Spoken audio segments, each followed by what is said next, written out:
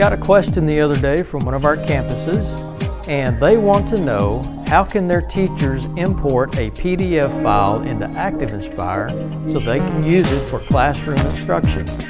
Let's find out. So the first thing you want to do is scan your book.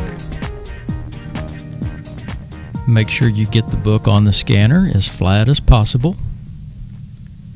Be careful not to smash your hand. Begin the scanning process, and then make sure you scan the PDF, and then email it to yourself.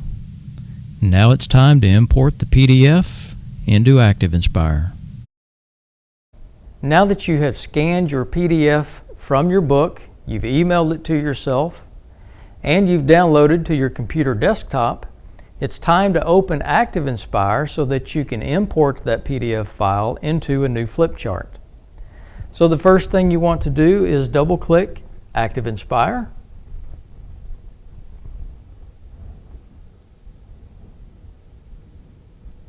I'm going to close the dashboard, go directly to my new Flipchart. Over on the left-hand side of ActivInspire, I'm going to choose File. From the drop-down menu, I want to select Import, and we're importing a PDF file. Now, ActivInspire wants to know the location of that PDF file.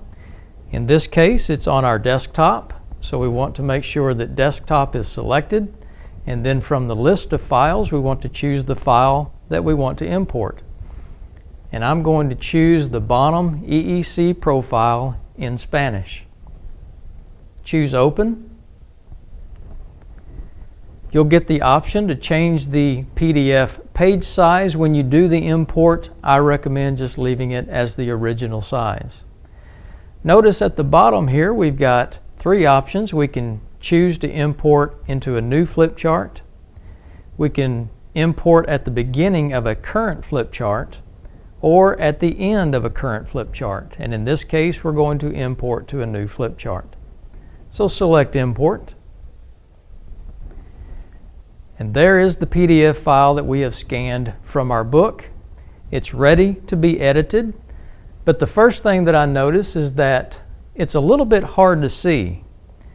Not only for myself, but of course for my students in the classroom. So I want to change the viewing size of this PDF file. So over on the right-hand side of ActivInspire, where it says Best Fit, I can tap the drop-down option, and I'm going to choose 100% and just see what that looks like. Now, that looks good from where I'm standing, but what about my students in the back of the classroom? I'm going to go ahead and choose that down option again, and this time I'm going to select 150%. Okay, that looks a lot better for not only myself, but my students in my classroom. So now with my ActivInspire menu, I'm going to choose any editing tool that I want. In this case, I'm going to choose the pen option. I've got the color red selected, and now I'm ready to do any edits myself, or I can bring my students up to the board and allow them to do any edits. So I can underline, I can change the color, and I can circle any words. I can also add text. If I select the text option, choose where I want that text to go, come over to my keyboard, and I can type in any text that I want permanently on this PDF file. In this case, we'll say, Mr. Pope is my favorite assistant principal.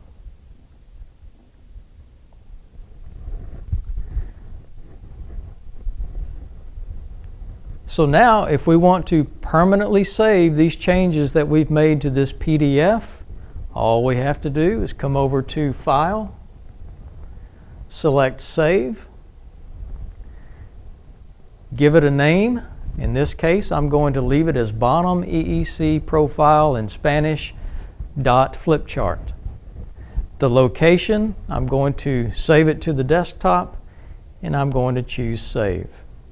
Now, if I close that flip chart and I want to come back to it another day, I've saved it to the desktop. I can double click to open that flip chart. And now notice that any of the changes that we made on that PDF file have been saved.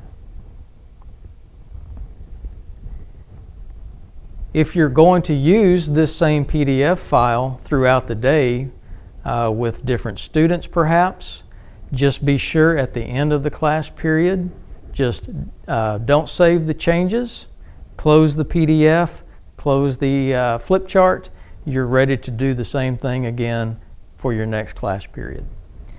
So this is importing a PDF file from a book, importing into a flip chart, making changes.